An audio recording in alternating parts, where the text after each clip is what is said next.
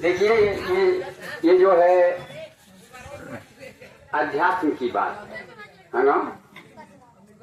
ये दो विद्या है संसार में, एक जीविका की विद्या है और एक जीवन की विद्या। जीविका की विद्या वो है जिसमें हम लोग कर रहे हैं अपना अपना जीविका के उपार्जन। पढ़ लिख के भी आजकल हमारे कितनी भी ऊंचाई पढ़ाई करा दीजिए अपने बच्चे को, लेकिन वो एक जीविका ही उपलब्ध करने, नौकरी बनेगा, कोई अफसर बन के नौकर बने या चाहे कुछ भी बड़का बन के नौकर बने, है कि नहीं।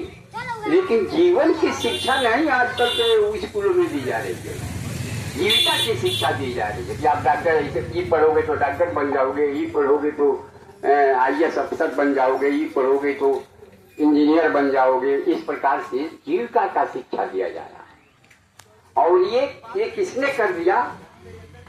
ये कर दिया मैकाले नाम का एक अंग्रेज था। जब बंटवारा अपने देश का हुआ ना, तो मैकाले नाम का जो अंग्रेज था वो देखा कि अब ये हिंदुस्तान के लोग आजाद हो जाएंगे।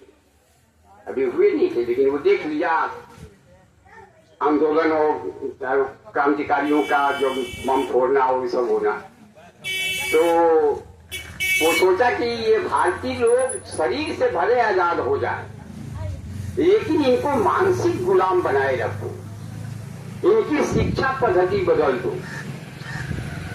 तो उसने क्या किया कि गुरुकुल की सारी शिक्षाओं को बंद कर दिया सरकार के आदेश से। देखिए, सरकार के यहाँ मदरसा चलाने के आदेश का सरकारी पैसा मिली उनमें ये पढ़ाई ओकरा के, लेकिन संस्कृत के कोनो विद्यालय चलाने के जवाहरलाल जी कानून बाद में मैकाले की बाद ही कानून बना के नहीं।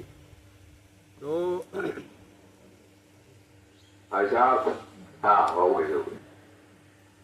तो मैकाले ने क्या किया, कन्वेंट, आज कन्वेंट स्कूल देखिए गाँव गाँव कन्वेंट स्कूल को देखिए। ये तो गुरुकुल चल रहा है रमपुरवान, बस इतने बड़े क्षेत्र में। अब कन्वेंट देखिए कितने चल रहे हैं।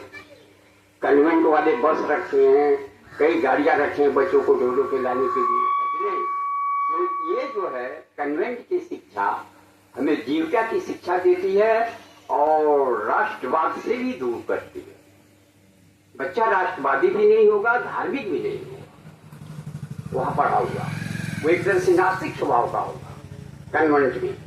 और वही गुरुकुल में अगर पढ़ रहा है तो विद्वान भी होगा और उसके अंदर इंसानियत भी रहेगी, सज्जनता भी रहेगी, नम्रता भी रहेगी। नाई बाबू के झुक के पाँव छूने में शर्म नहीं करेगा, है कि नहीं। तो इसलिए जो है मैकाले ने शिक्षा पद्धति बदल दिया था। हम अभी पढ़ते थे जब 8वां तक, तो हमारे पूर्वज नाम से एक किताब पढ़ाई जाती थी। ये वो इतिहास तो था, तो उस इतिहास में खाली मुगलों का इतिहास पढ़ाया जाता था। बाबर के बेटा के हुमायूं, हुमायूं के बेटा अकबर, फलाना के बेटा कौन, और उसका इतिहास कहो, कौनी सन में का कैलस, कौनी सन में गलती वो में लिखल पाए सिलवान पढ़ा। लेकिन वही समय में राणा प्रताप शिवाजी के जी के थोड़ा थोड़ा दे रहा है। हमारे पूर्वज में महाराणा प्रताप के कहानी रहे, हमनी के धार्मिक देवता देवी लोगन के कहानी रहे, वो हमनी के पढ़ले बनी। लेकिन अब वो सब हटा दे गए सिलेबस में से। जब कांग्रेस आजादी मिलल, तो आजादी मिलते ही 5 ऐसे मुख्य शिक्षा मंत्री हुए, 5 लगातार, जवाहरलाल जी से लेके इंदिरा जी तक 5 ऐसे शिक्षा मंत्री हुए जो पांचों के पांचों मुसलमान थे और जानबूझ के बनाया जाता था। क्यों कि जो शिक्षा मंत्री होगा वही जो चाहेगा वो देश भर के स्कूल में विषय पढ़ाया जाएगा, जिसको सिलेबस कहते हैं।